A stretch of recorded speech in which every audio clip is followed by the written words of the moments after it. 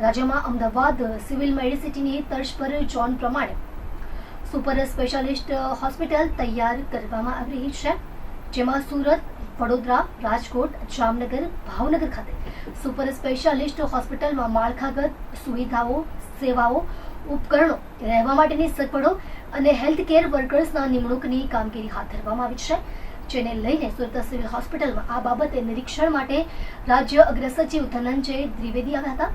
અગ્ર સચિવ સાથે ડેપ્યુટી ડાયરેક્ટર જયેશ સચદે અને પીઆઈયુ ચીફ પીએમ ચૌધરી પણ આવ્યા હતા. રાજ્યમાંથી અગ્ર સચિવ સહિતના સુરત સિવિલ હોસ્પિટલની મુલાકાતે આવ્યા હોવાથી સુપ્રિન્ટેન્ડન્ટ, ડીન સહિતના તમામ તબીબી અધિકારીઓ દોડતા થયા હતા. અગ્ર સચિવ આવ્યા બાદ બેઠક કરશે તેવું અનુમાન લગાવીને તમામ વિભાગના HODને એક જગ્યા પર બેઠક માટે બોલાવી લેવામાં આવ્યા હતા. જોકે અગ્ર સચિવ આવ્યા બાદ તાત્કાલિક હોસ્પિટલની kidney building, stem cell building, જૂની નર્સિંગ કોલેજ અને જૂની હોસ્પિટલ બિલ્ડિંગ જોઈને નિરીક્ષણ કર્યું હતું. સ્ટેમ સેલ બિલ્ડિંગ અને કિડની બિલ્ડિંગનો રાઉન્ડ લીધા બાદ હવે સુરત સિવિલ હોસ્પિટલના સુપ્રિન્ટેન્ડન્ટ, ડીન સહિતની સાથે બેઠકનો દોર શરૂ કરવામાં આવ્યો છે. બેઠક બાદ તમામ નિર્ણય કરવામાં આવશે. અત્રે ઉલ્લેખનીય છે કે છેલ્લા થોડા દિવસમાં જ સુરત સિવિલ હોસ્પિટલમાં 3 જેટલા વિભાગમાં વિવાદ સામે આવ્યા છે.